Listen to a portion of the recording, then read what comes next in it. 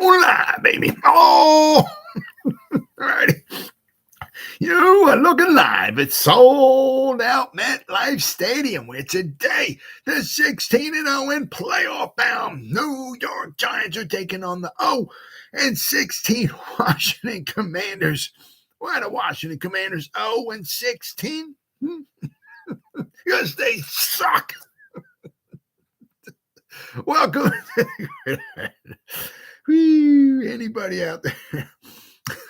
Anybody out there at all is going to spend a little bit of time with me here this evening. Thank you. If anybody spends any time watching any of the replay of this, once again, thank you so much from the bottom of my heart. Thank you.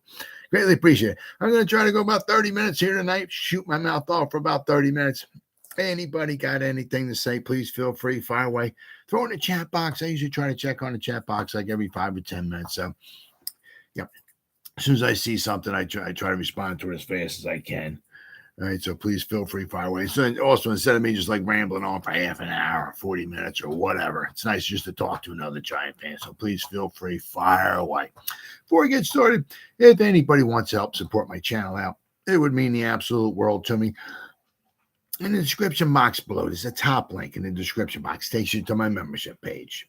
I got 3 different membership levels. The first one's called the Saquon. Second membership level is called the Lawrence Taylor, and the third membership level is called the Gridiron. Each one's got their own little perks to them. So if you want to help support my channel, it would mean so much to me, and I would thank you in advance. Thank you. If you are subscribed to my channel, once again, thank you. I can use all the support I can get. If you're not, please go down below, hit the subscribe button, hit that bell icon. That way, next time I go live or put a video out, you'll be notified. And it's free of charge, whatever you got to lose, right? But if you are subscribed, thank you. And then finally, in the description box below, there's 2 Facebook links. The top one takes you to my Facebook group. It's called the New York Giants, the Gridiron. It's a group. And I say this in every video. My YouTube channel, my Facebook group, and Facebook page is pretty much all called the same thing. It's all called the New York Giants, the Gridiron. That way I dumb it down for a moron like me. That way, I don't forget. So, it's like, what's my channel called? What's my YouTube page? What's the page called? What's the group? It's all called the same thing. I just dumb it down for myself. So with the group, the New York Giants, the Gridiron, the group, well, we're at over 3,900 members. We're getting close to that 4,000 member mark. It's doing really, really well. Usually what happens after I get done going live, I'll spend the next hour or 2 just putting stuff in the group and in the page, which I'll go over in a minute. And, whether it's I put in there, it's an article, a video, a post, a picture, something just showing some stats on a ball player, showing some stats on the Giants, something making fun of the Eagles or the Cowboys, which are my personal favorites, by the way. I try to get up to 10 different things in here every day. Sometimes in the off season, it's a little difficult to get, 10 different things in there, but in regular season, usually is a ton of stuff. But also, if you become a member of the group, not only do I post stuff in here, but members post stuff in here as well, too. So between me and the members, usually in the group, there's a ton of New York Giants information going in there every day. And then the second Facebook link takes you to my Facebook page. All right, it's called the New York Giants, the Gridiron, but it's a page. I'm the administrator, so I'm the only one that posts anything in here. What do we got? We're at over 1,900 likes, and we're over 6,400 followers on the page, doing simply marvelous. As I said, it's the same thing. Once I get done going live, between the group and the page, I spend probably it's close to usually like a couple hours just putting stuff in here. And as I said, it's 7 days a week. I'm always putting stuff in here. And as I said, it's the same thing. I try to get up to 10 different things in the page every day, too. I said, whether it's a picture of an old player, it's just something showing some stats, a video, an article, whatever. Or once again, as I said, something making fun of the Eagles or the Cowboys, which are my personal favorites. And basically, I don't commingle them. So basically, for the most part, whatever I put in the page, I don't put in the group. Whatever the stuff I put in the group, I don't put in the page. Unless every now and then I find something really hysterical, making fun of the Eagles. Then I just got to share that with everybody. Right, but for the most part, I keep stuff separate. So if you go to the the page and you like it and you follow it, and you go to the group and you become a member, every day there's a ton of New York Giants information every day. And once again, like I say, all the time, all the time.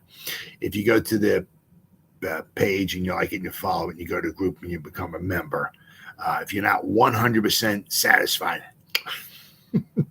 you get your money back guaranteed. All right, all that stuff said and done and out of the way with. Let's see here. The articles we have here today. Let's see. Seeing this, the Giants. Well, it said the Giants.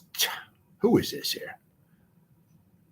I want to make sure. Bleacher Report. Okay, here you go. It's Christopher Knox. Looks like Giants' top trade candidates ahead of the 2023 training camp. Now, a couple of these, no. No. But one of them, I guess I could kind of see. I mean, I hope none of these happen. But I don't know. How are they? Let's see here. They got 3 of them here. Right. But is it the top one? No, he's not the top one. No, the top one. This is where they're saying possible trade. Giants trading away some players. First one they got here is Saquon Barkley. Yeah, I don't see that happening at all. He's going to sign a contract, whether it's either, hopefully it'd be a long-term contract, whether it's 3 years, 4 years, but, whether it's that or he's going to sign the franchise tag and, be maybe a little bummed out, but he'll be there.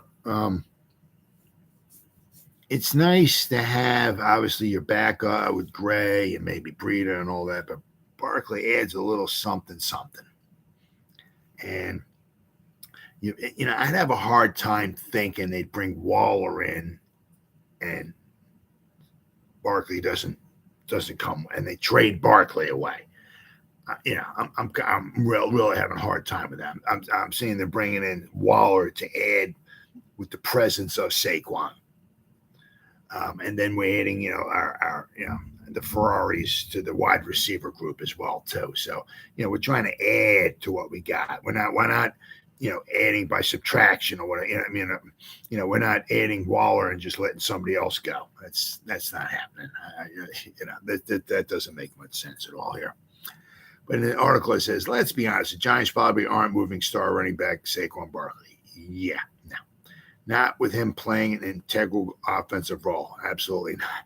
After giving him the franchise tag, and certainly not with a long-term deal, still possible. I just checked in on this, and I was told there's no hard and fast update right now. But there's at least some level of optimism that these sides can come to an agreement at some point, Fowler said Sunday on SportsCenter. Still, if a deal doesn't appear imminent ahead of the July 17 deadline to extend franchise tag players, we can't completely rule out the possibility. Nah.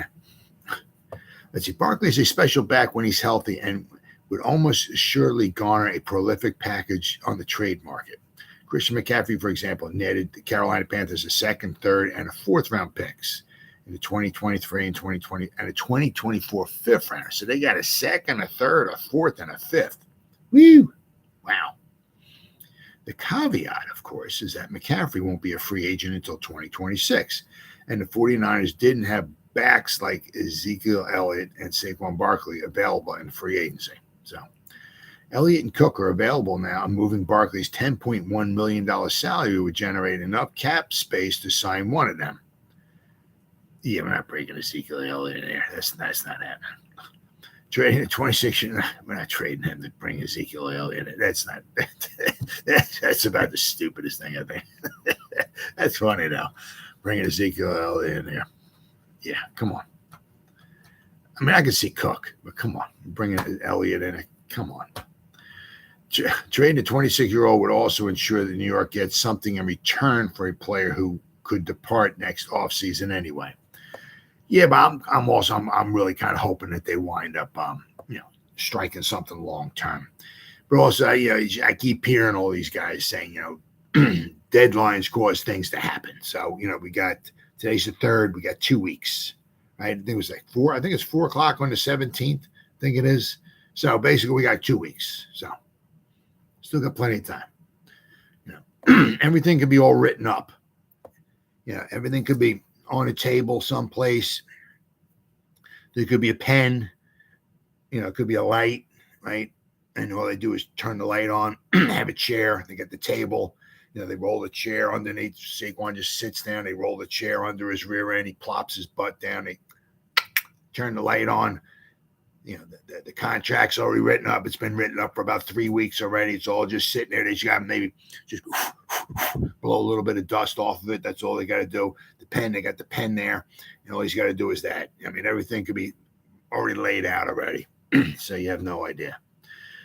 But, as I said, I really doubt that's going to happen at all. The second one, as I said, I'd hate to see this, but it would garner a heck of a lot in return. But with a crowded wide receiver room, you can almost maybe see, as I said, once again, I hate to see this happen. I hate to see this guy on any other team.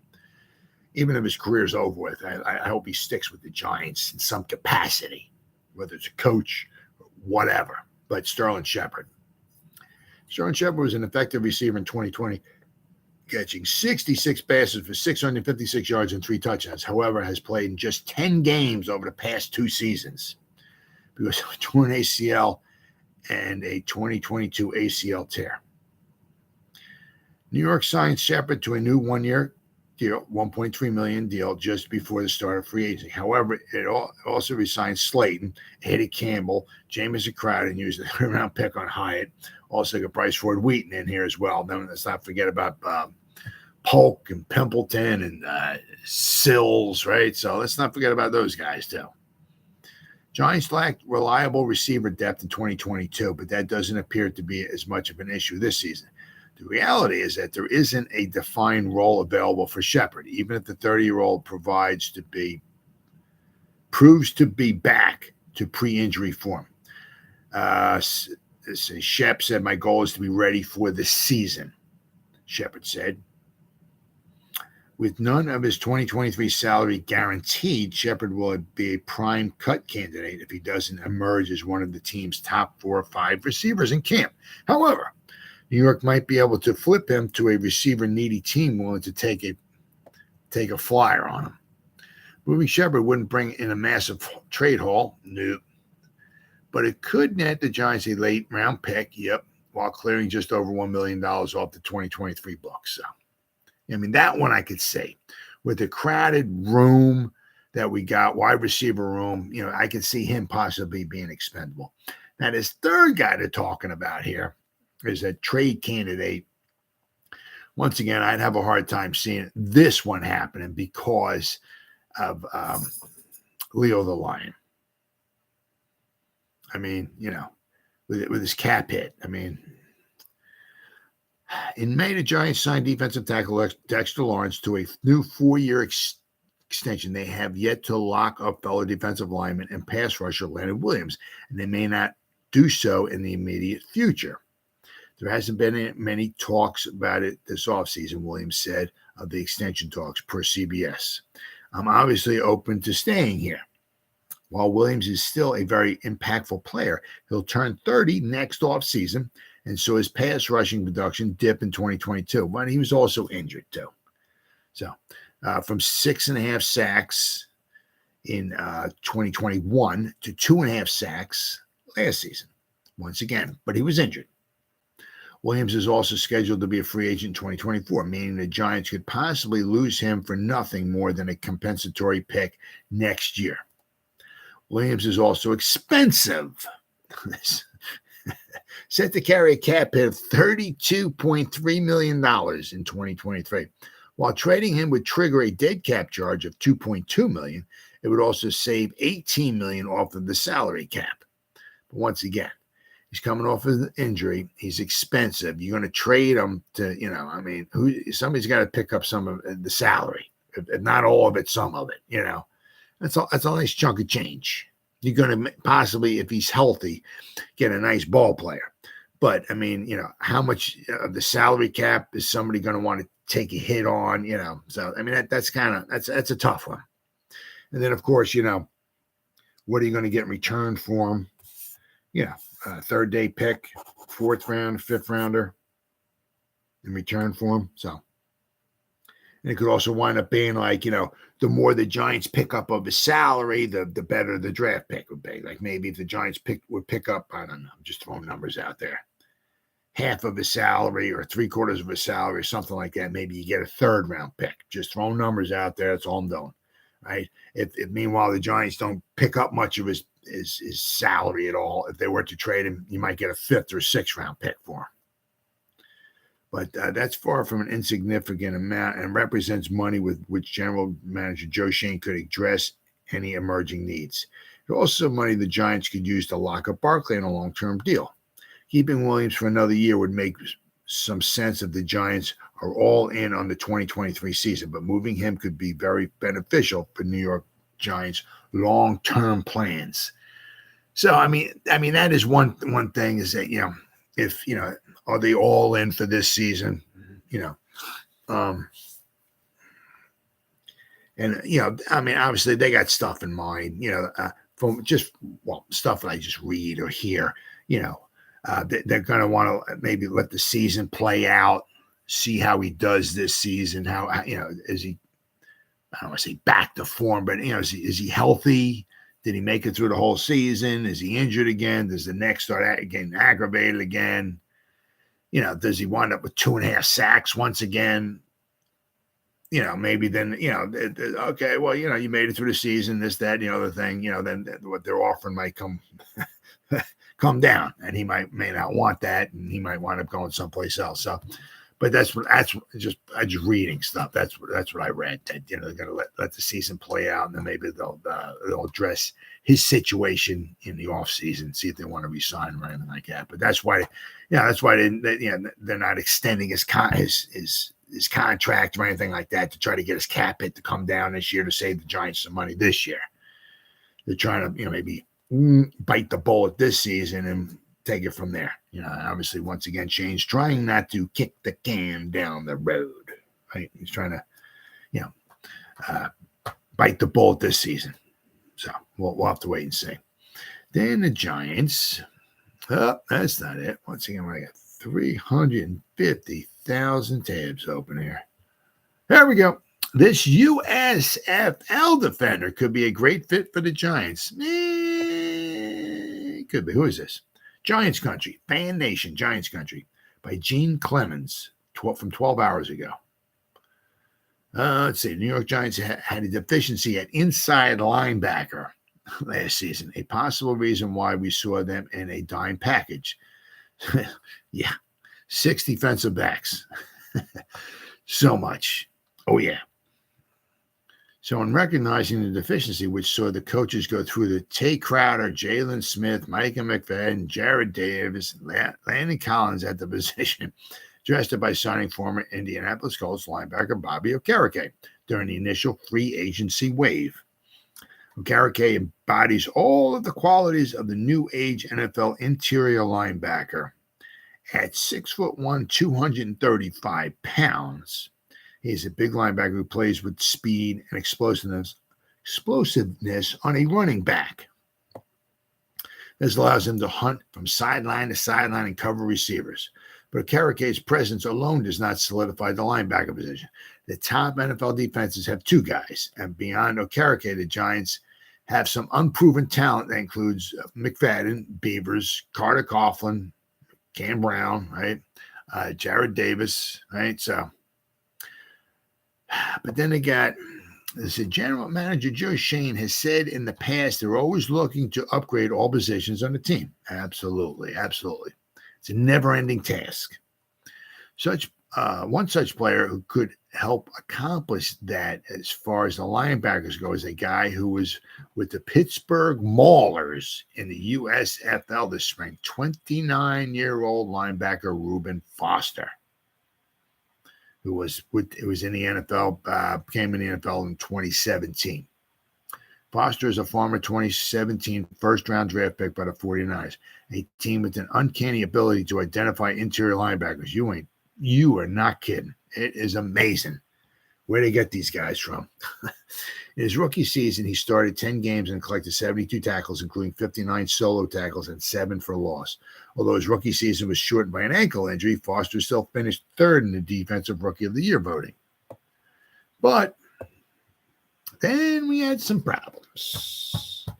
And, I once again, I know everybody deserves a second chance. I mean, for the most part, unless basically you go out and you start killing people or something along those lines or whatever, everybody deserves a second chance. So, but in 2018, he had some off-field issues mixed with injuries. He's had some injuries. Yes, he has. And injuries began to impact his livelihood. He was released in November 2018 after he was arrested on a domestic violence charge. Those charges were later dropped, but the damage had already been done. Washington later picked him up, but he never played after suffering a season-ending ACL injury. He's just like every year he's getting injured. Although Foster received some interest during the 2022 offseason from Miami and Seattle, his NFL comeback remained on hold. So it's, not sure if that's somebody that they want to bring in to the, where is he at? There we go. Reuben Foster. Now, his rookie season was not bad at all. According to Pro Football Focus, and he missed some time. I got to find him here. I know he played. Nope. I know he played some time, and then he wound up getting injured. Injuries were just, here we go. Yeah, let's see. His professional regular season debut and first career start for the 49ers in the season opener against the Panthers, recorded 3 solo tackles and affected a pass. He left the game after suffering an apparent ankle injury. So his rookie season, he played against the Panthers when he was with the 49ers. Then he had an ankle injury. He didn't come back till week 7.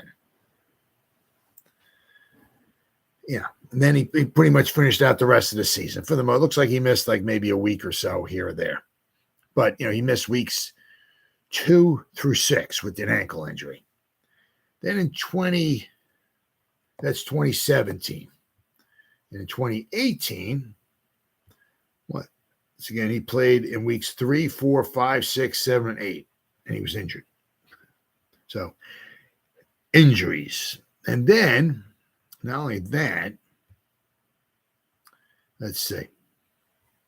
2018, Foster was suspended for 2 games for violating the league's personal conduct policy stemming from a weapons offense and a misdemeanor drug offense. Following another arrest for domestic violence on November 24, 2018, Foster was released by the 49ers. 49ers head coach Kyle Shanahan stated the decision was made as the arrest and all other previous issues made him very hard to trust. Yeah. Yep. Now, and then the Washington Redskins picked him up, and he had to go. They said he was going to have to go through some counseling, and Jay Gruden said he still may not even ever play for the team, but he had a long way to go and all that. But during his first practice with the team in May 2019, Foster fell and suffered a torn ACL and LCL and was subsequently placed on injury reserve. Still recovering from the injury, he was placed on a physically able to perform the PUP list on July 27, 2020 and activated on August 9, 2020 before being placed on injury reserve again on September 5th, 2020. His contract with the team expired after the 2020 season. And on April 8th, 2022, the Miami Dolphins hosted Foster on a workout. On July 31st of 2022, Foster had another workout with the Seattle Seahawks, but no deal was reached. So then he wound up, with the Pittsburgh Maulers. On January 27, 2023, Foster was signed by the Pittsburgh Maulers of the USFL. So, he had a decent season, It's just, once again, it's kind of like, I mean, as I said, everybody certainly deserves a second chance. It's just, the thing is, I'm not exactly sure if, that's somebody the Giants want to bring in. I mean, he's had a history with injuries. He had his rookie season. He did very well. He graded out over an 80 with, PFF. But I mean, his second season, he wound up grading out like a 40 something. So, I mean, if he had some tryouts with Miami and Seattle and nothing was reached, I mean, it's kind of like, if you see a little something, obviously that doesn't mean 100% the guy can never play in the NFL ever again. Certainly not. But if he has a couple tryouts and nothing's reached at all, even to put the guy in the practice squad, and you got so many teams out there who need help. If other teams aren't reaching out for him, there might be a reason why. So I'm not really sure, not too high on bringing Reuben Foster in here. Then we got, now the Giants last year, not last year. My bad. I do apologize. Well, actually, last year they had one guy who was open the third most. They let him go, didn't re-sign him, but they brought in a guy who was open the second most. Let me explain. New York Giants wide receivers have struggled creating separation for several years. Yeah, that's a good point. Who is this here? Who is this? Giants Wire. Okay. Let's see what we got here. Under first-year offensive coordinator Mike Kafka, the Giants were able to get a little more creative with their play calling, allowing for better spacing on the field and subsequently larger windows for quarterback Daniel Jones to throw.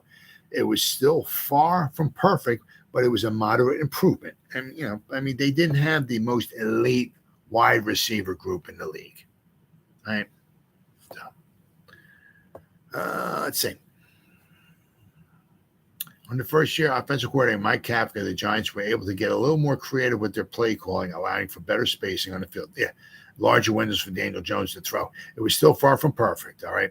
One player who helped tip those scales was former wide receiver Richie James, who is now with the Kansas City Chiefs.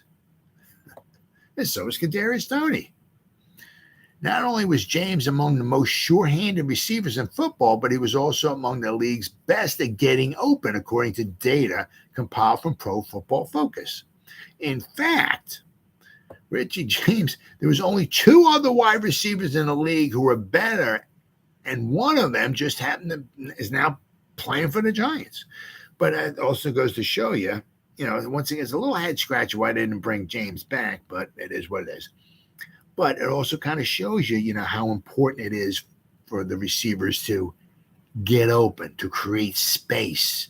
Might be one of the reasons why, Kenny Golladay didn't get a whole lot of playing time. Matter of fact, didn't get any, but got a very little playing time because he's not that kind of guy, right? He's just kind of, he's not specific, just run down the field and throw the 50-50 ball to me, but that'd be one of the big reasons why he was not on the field much.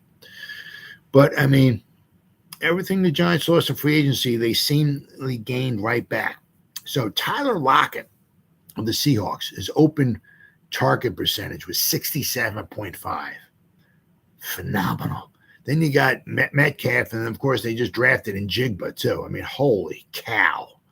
What a group that is, huh? Holy cow. Wow. But Richie James was open 61% of the time, his open target percentage, I think they called it. But Paris Campbell of the Colts was open 62.4% of the time.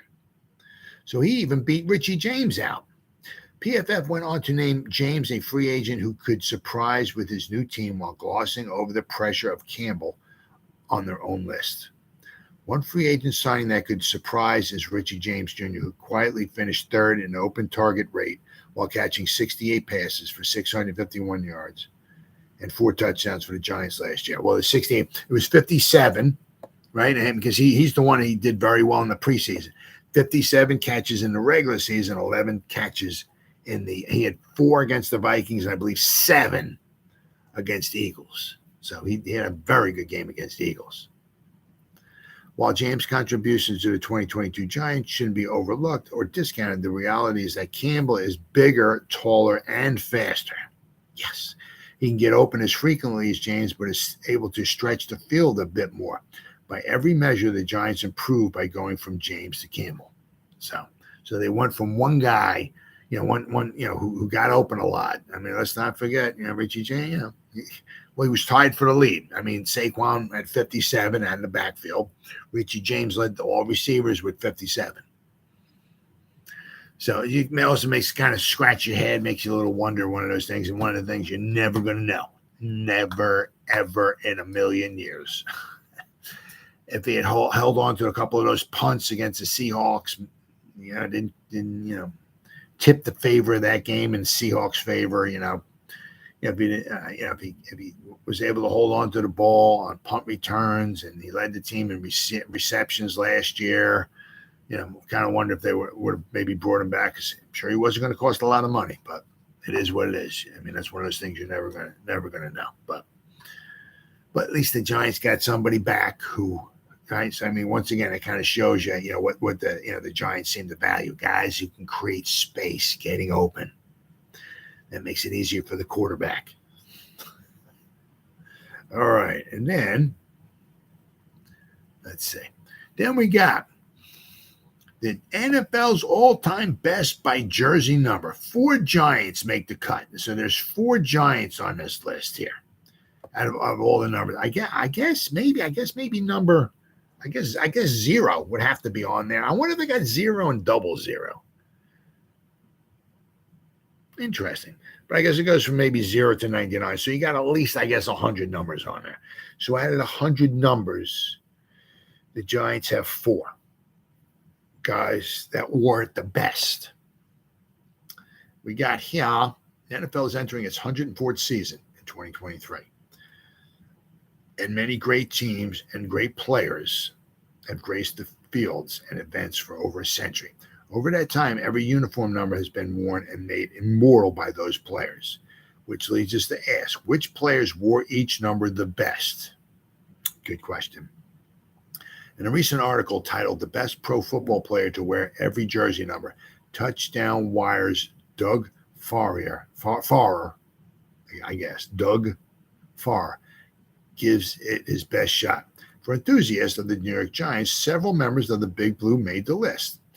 The Giants players who wore the numbers the best were number 6, 45, 56, 79. So I'm not even going to go over 56. I mean, Lawrence Taylor, there's nothing I'm going to say that has been said 350 trillion times. So not even going to bother. But, I mean, yeah, I can't argue with 56 without question. I mean, yeah. So, and obviously all 4 of these guys who wear these numbers, all 4 of them in the Pro Football Hall of Fame. There's also other Giants receiving honorable mention. So there's a bunch of other Giants who wore other numbers, like Kerry Collins got honorable mention for number 5. Ray Flaherty got honorable mention for number 6. Mel Hine for number 7. Steve Owen for number 9. Eli Manning, obviously, for number 10. Phil Simms, number 11. Wyatt Till for number 14. Frank Gifford for number 16. Sam Madison, there you go, huh? Number 29. Harry Carson, number 53. Kareem McKenzie, number 67. Sam Huff and Leonard Marshall. Good, I'm glad they got Leonard Marshall in there. Number 70. Andy Robustelli, number 81. Fred Dreyer, there you go. Played 3 seasons for the Giants, 69 to 71. He wore number 89, JPP, number 90, Michael Strahan, number 92, and Jesse Armstead, number 98. But the 4 guys who wore their numbers the best was, we'll start at number 79. I'm not going to go over 56. I'm not going over Lawrence Taylor, but number 79, Roosevelt Brown, to me. All right, now, once again, this is to me the greatest draft pick in the history of the New York Football Giants, without question. He was taken in the 27th round of the 1953 NFL draft. He played for the Giants from 53 to 65. Hall of Fame, Ring of Honor, blah, blah, blah, blah, blah, blah, blah, blah. if you look at the awards and all of that, each guy was given, he's the second best offensive lineman in Giants history. Okay. So, I mean, he wore number 79 the best. I mean, he was like, I think he was like 6'3", 255 pounds. I mean, you go 6'3", 255 back in 1953, 54, 55, whatever. That's even Frank Gifford. I mean, this guy was a left tackle. All right. Phenomenal athlete, built like a Greek god. Even Frank Gifford mentioned, he said he was a phenomenal athlete. He said one time, this was funny. I guess they gave like maybe a sweep or so to the left side. So Frank Gifford's got the ball. He's running with the ball, and he's running to the side where Rosie Brown's at. I guess he made a block or something like that. So Gifford, Brown makes a block. Gifford gets past him. He's coming down, I guess, going down the sideline, and he's running. Right. So then, I guess he got a feeling or a sense or something like that, like somebody was gaining on him. Right. So he's like running faster. I guess he thought one of the defenders. He didn't say what team it was he was playing. So I guess he felt like maybe one of the defenders was catching up to him or something like that. So I got to run. This guy, whoever this is fast. He's catching up to me. So he's running. And all of a sudden, kind of notices that whoever it was gaining on him, caught up to him, and started running past him. And it was ready to block somebody. It was Roosevelt Brown. He said, Frank Gifford, we've retired his number. He's in the Hall of Fame. He's a halfback, this, that, and other thing. But he said, Roosevelt, who's the tackle, and he was faster than I was, and I was a running back. The guy was just a phenomenal athlete. Drafted in the 27th round. Where are we at here? Nope, that's not it. Here, nope, one more time. Here we go. All right, now we're talking. There we go. Roosevelt Brown, number 79. He wore the number the best. He was an NFL champion for 1956, but he was also in 5 other championship games for the Giants. Unfortunately, they lost them all. But he was a 6-time first-team All-Pro. He was a 3-time second-team All-Pro. He was a 9-time Pro Bowler. He was in the 1950s All-Decade team.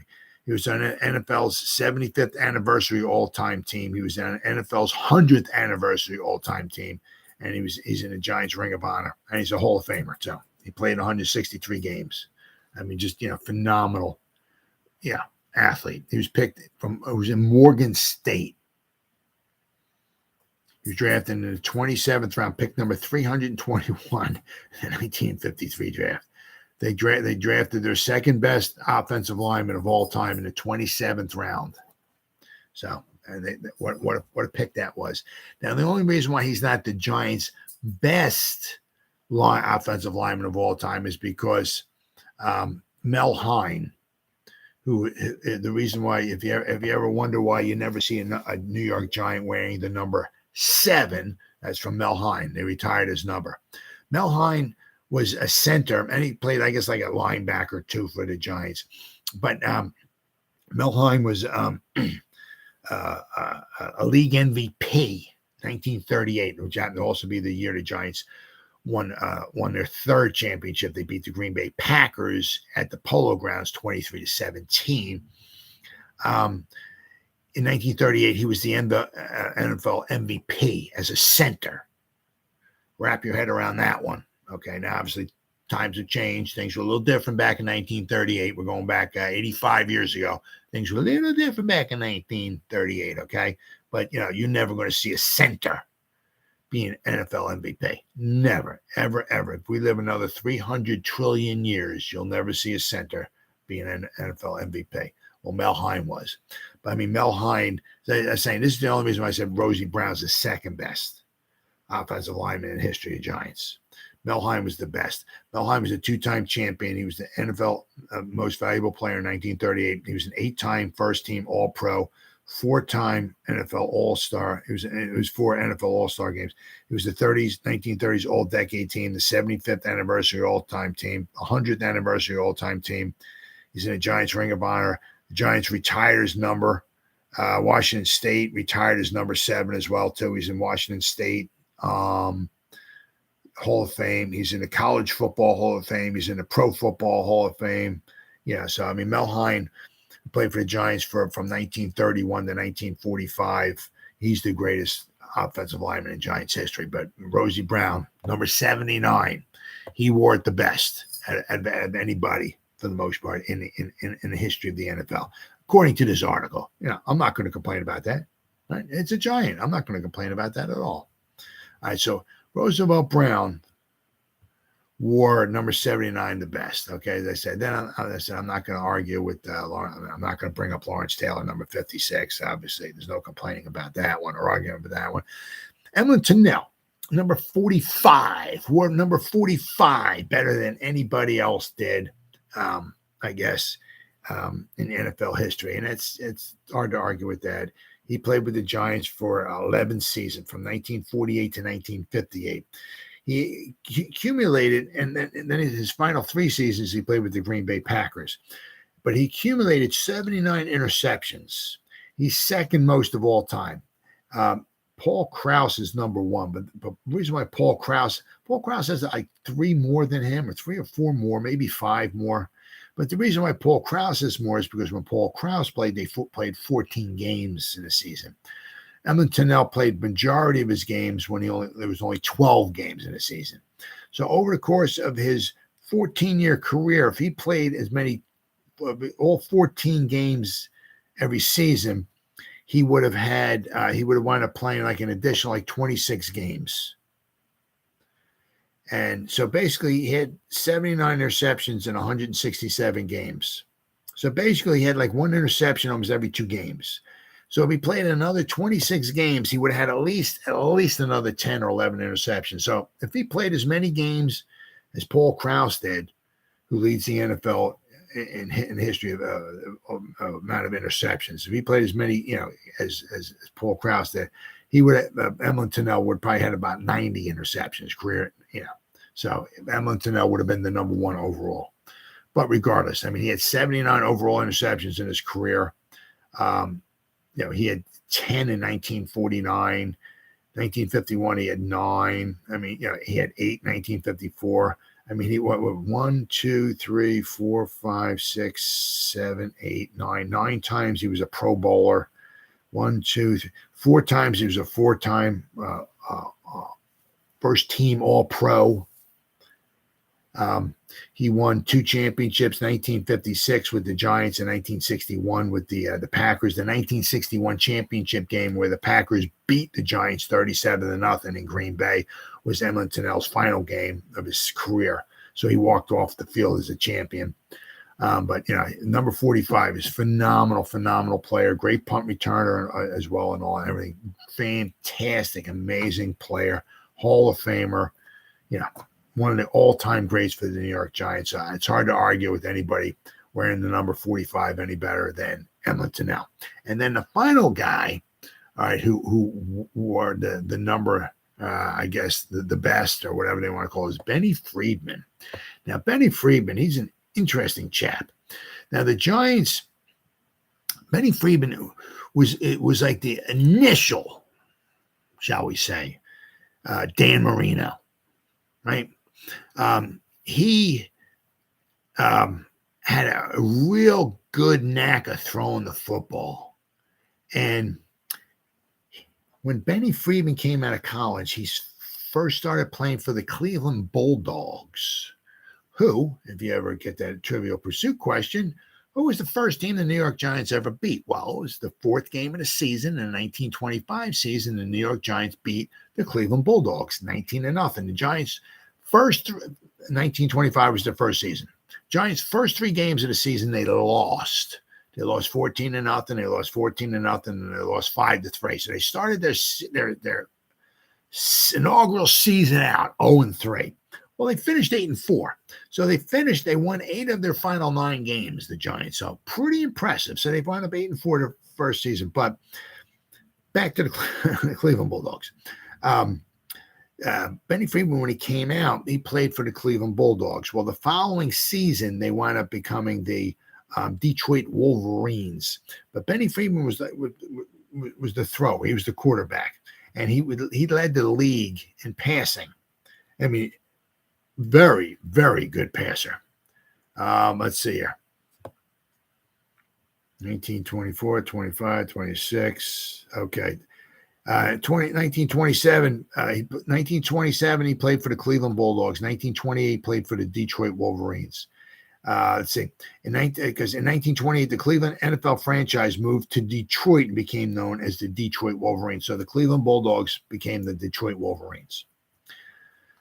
Friedman started all 10 games for the Wolverines and led their club to a 7-2-1 record. With Friedman at the helm, Detroit also had the top scoring offense in the league with an average of 18.9 points per game, which back then, 1928, was pretty good.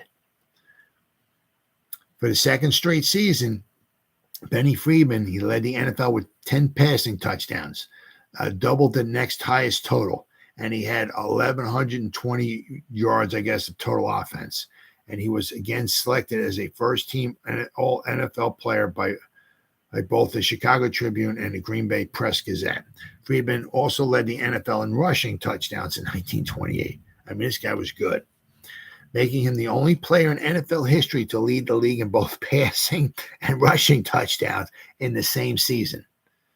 Wrap your head around that one. That's pretty good. You have like Jalen Hurts, maybe, who gets a bunch of rushing touchdowns, but did he lead the league in passing touchdowns? No. You get maybe Aaron Rodgers or whatever leads the league in passing touchdowns, but is he going to lead the league in rushing touchdowns? No. So Benny Friedman with the Detroit Wolverines, the only player in NFL history to lead the league in the same season, in both passing touchdowns and rushing touchdowns. So then what happened is the Detroit Wolverines were kind of a lot of teams were back then financial trouble. Well, Tim Mara went and bought the Detroit Wolverines, and he kind of merged a couple of their players with the Giants. Well, one of them was Benny Friedman. All right, so in July 1929, Friedman signed with the New York Giants. In his first year in New York, Friedman appeared in all 15 games for the Giants and led the Giants to the 1929 Giants to a 13-1-1 record. The second best record in the NFL. That's one of those missing ring seasons. I mean, the Giants lost one game and they still did not win the championship, but that's another story for another day. Giants also had the top scoring offense in the league with an average of 20.8 points per game. So Benny Friedman's been in the league for 3 years, and every year his team has led the league in scoring 3 years in a row. Friedman led the NFL with 985 passing yards. This is 1929. And he had 20 touchdown passes, set an NFL single-season record that stood until 1942. After the final game of the 1929 season, one sports writer noted the uncanny field generalship of Friedman combined with his bullet passes was a big factor in the Giants' 13th and last victory of the season. 1930, Friedman had another strong season, appearing in 15 games for the Giants and helping them to a 13-4 record. The Giants again finished in second place in the NFL. Once again, 1930 is another missing ring season. Benny Friedman also was the Giants' interim coach for the final 2 games of the 1930 season, too, as well. Because Roy Andrews kind of got booted out with 2 games left to go. That's a different story for a different day. Anyway, the Giants, again, in 1930, finished in second place in the NFL, and they had the top scoring offense in the league with 18.1 points per game. Friedman led the NFL with 922 passing yards and 10 touchdown passes in 1930. For the 4th consecutive season, Friedman was selected as a first-team All-NFL player. Friedman's passing proficiency was especially noteworthy considering that the football used at the time was rounder and more difficult to throw. Oh, yeah, it was horrible to throw.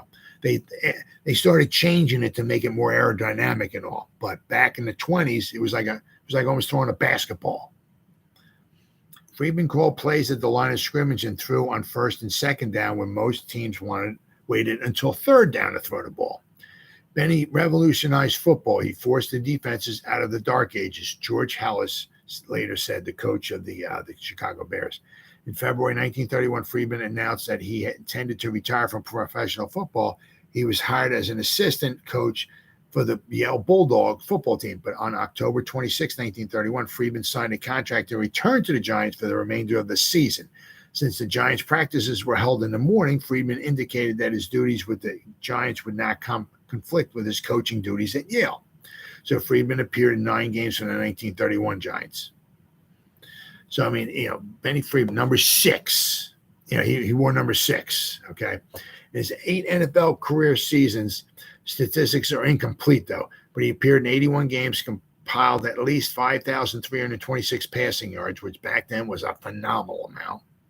He had 66 touchdown passes and 51 passes intercepted. He was the NFL's career leader in passing yardage until Sammy Baugh's 7th NFL season in 1947. Friedman also totaled over 1,000 yards rushing and over 400 yards on punt returns. At the time of his retirement, Friedman also held the NFL record with 66 career touchdown passes. So, I mean, he revolutionized football. He, as I said, Benny Friedman, who wore number 6. So he's several members of Big Blue made the list for wearing their numbers. I guess they were the best. Benny Friedman, number 6. He was revolutionized. I mean, he was phenomenal. I mean, back in the day. I mean, you got to remember he's throwing basically a basketball back in the late 20s, and he's had like 20 touchdown passes in a season, throwing for like 1,000 yards and all that. It was different back then. It was really, really different. And so good old Benny Friedman, the New York Giants. He only played a couple seasons for the Giants, but he wore it best. So the Giants had 4 guys. Benny Friedman wore number 6, who wore it the best. Emlyn Tunnell, number 45, of course, the great Lawrence Taylor, number 56, and Roosevelt Brown, the 27th round draft choice of the New York Giants in the 1953 draft from Morgan State, wore number 79 the best. So just goes to show you. So the Giants got a little bit of love there. They got four guys, 4 numbers who wore it the best. So good for them. Well, guys, it's been 51 minutes of me shooting my mouth off. Whoever spent any time at all watching me, thank you. If anybody's going to spend any time watching the replays, once again, thank you so much from the bottom of my heart. Greatly, greatly appreciate it. And as always, you guys stay safe out there and go Giants! Woo! Oh, yeah!